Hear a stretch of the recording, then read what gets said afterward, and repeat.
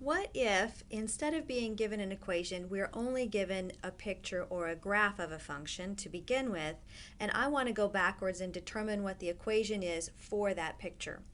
And that's what we're going to do in this example.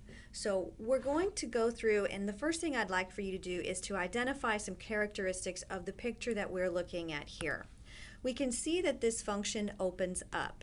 If the function opens up, then I know that the leading coefficient of this function is going to be positive. So that's one of the things, key factors.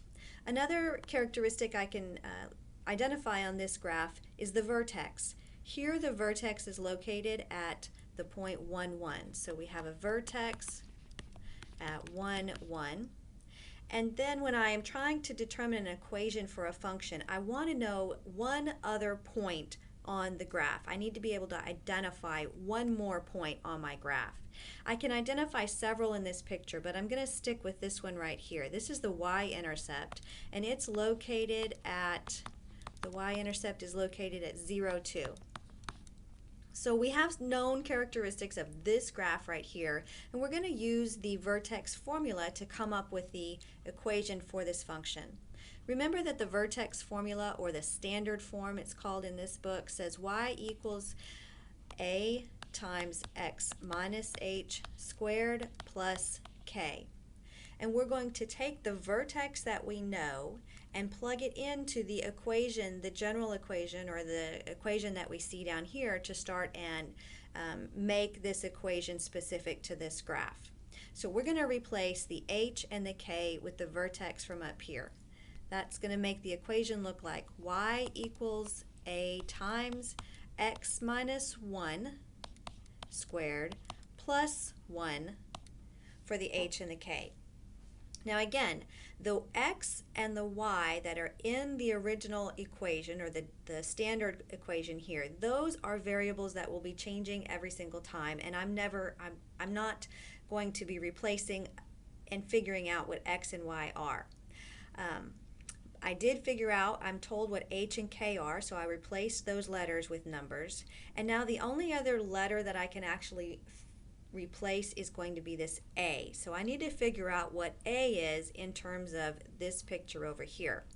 The way that we do that is we are going to use that other known point from my graph, which has an ordered pair, right? This point right here has an ordered pair with x and y coordinates.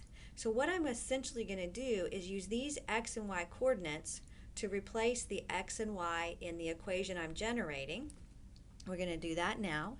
I'm going to replace the y value with 2. So this is 2 equals a times, I'm going to replace x with 0, 0 minus 1 squared plus 1. Now what that did for me is it gave me an equation in one variable that I can now solve for that letter a. So we are going to simplify this, and we get negative 1 squared. So 2 equals, negative 1 squared would just be 1. So I have 1a plus 1. And if I subtract 1 to the left-hand side over here, I have 1 is equal to just a. So I know that the coefficient, the leading coefficient on the equation that I'm creating, is now a positive 1. So I can go back and take the equation that I was working on and replace the a with what I just solved it for. So this is looking like y equals 1, I'll put it in there just so we don't lose track, x minus 1 squared plus 1.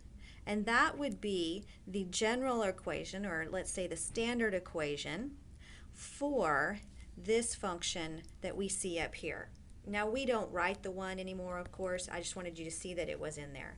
So that's the solution to what we needed for our picture.